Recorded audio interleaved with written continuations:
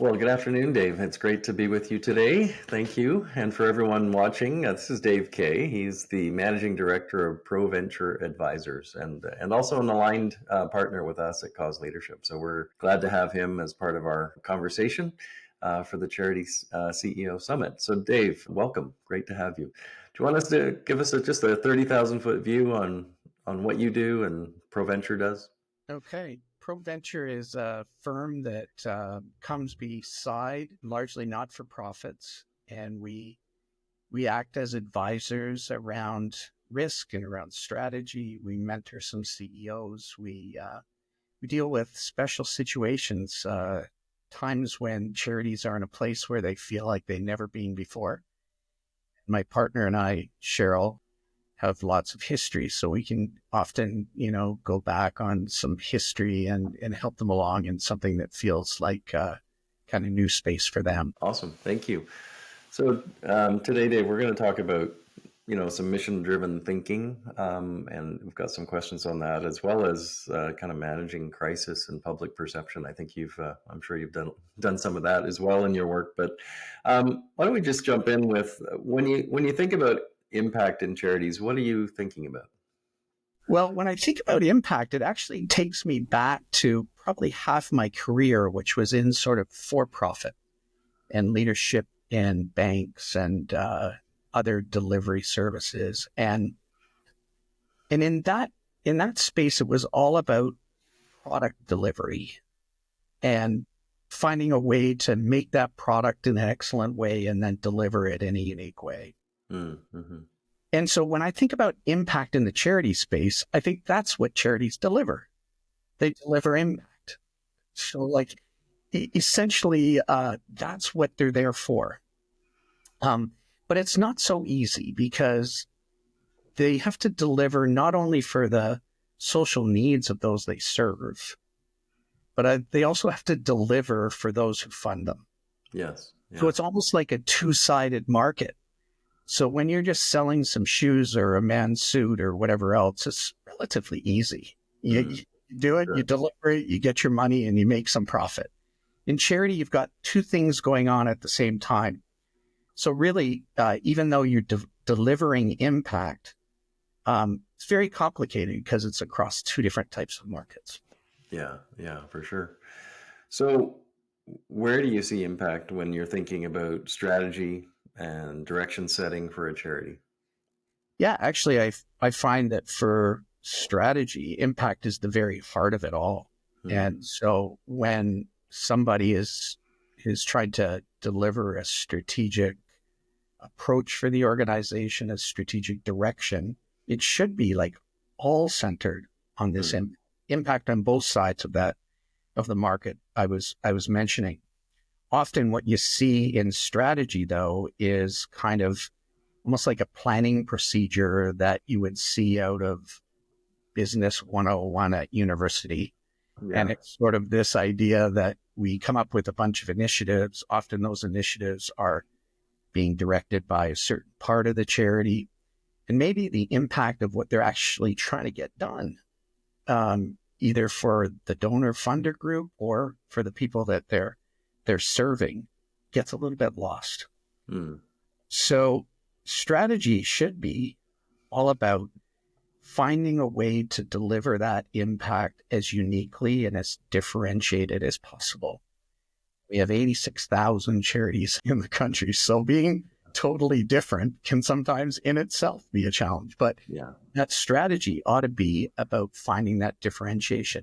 Not only that differentiation, but the specific capabilities that you deliver within the organization in order for that impact, that intended impact, to happen.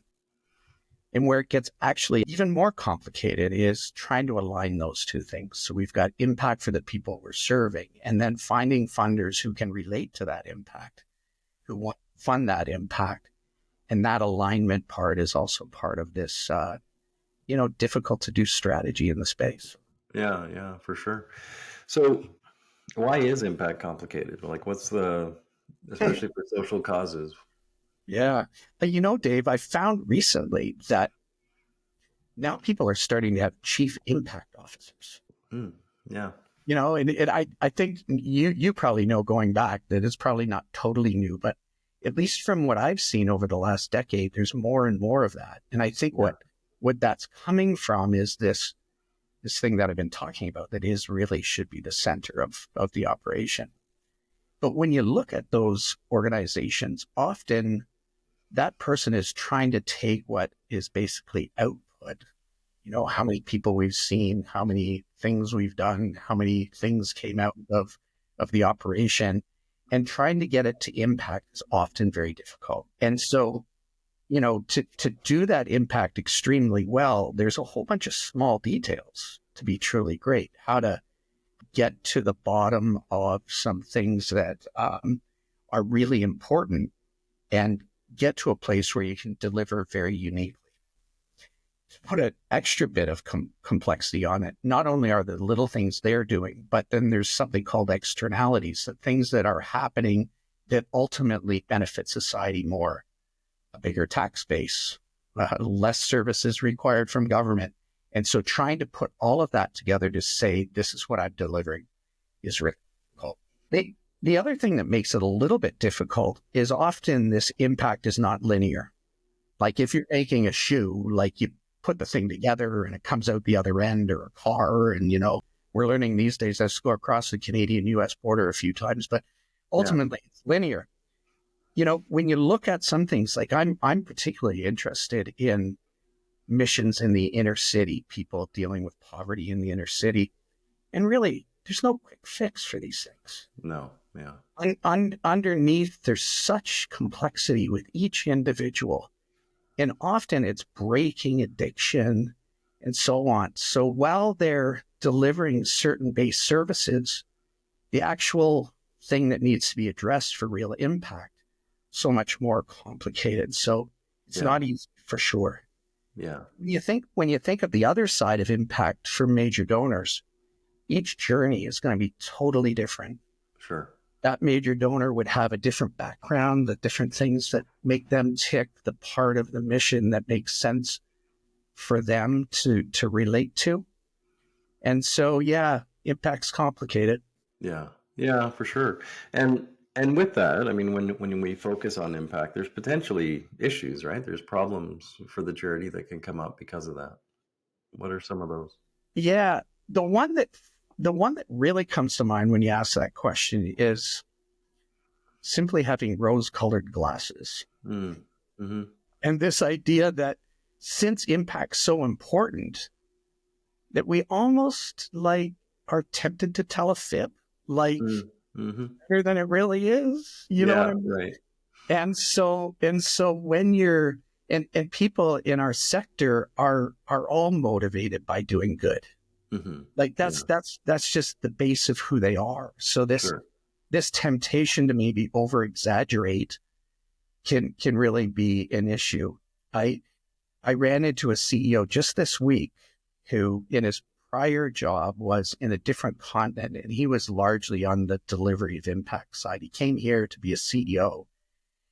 And when he looked at what was coming out of the office here in Canada, he was saying, that doesn't look like what's happening actually out in the field. Okay. He saw that as a major issue. So Sure. in our effort to try to do the very best, maybe sometimes there can be an issue where we kind of over exaggerate what's really happening.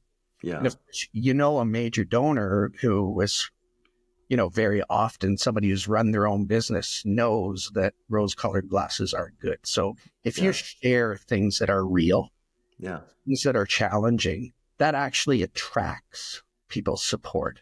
And so this idea of rose-colored glasses, I think, is maybe an issue.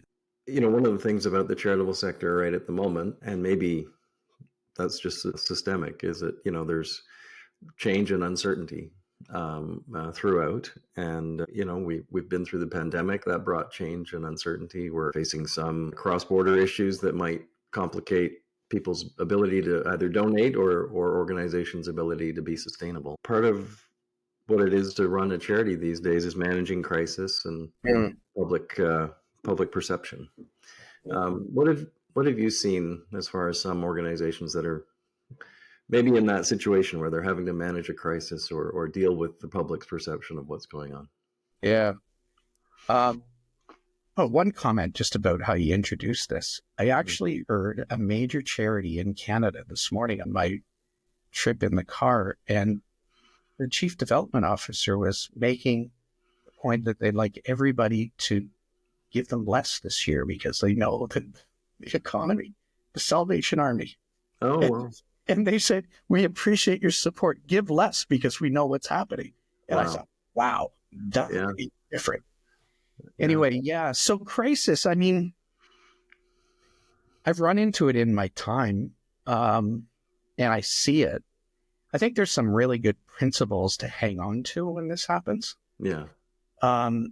Number one, it's great to have a crisis leader. Right.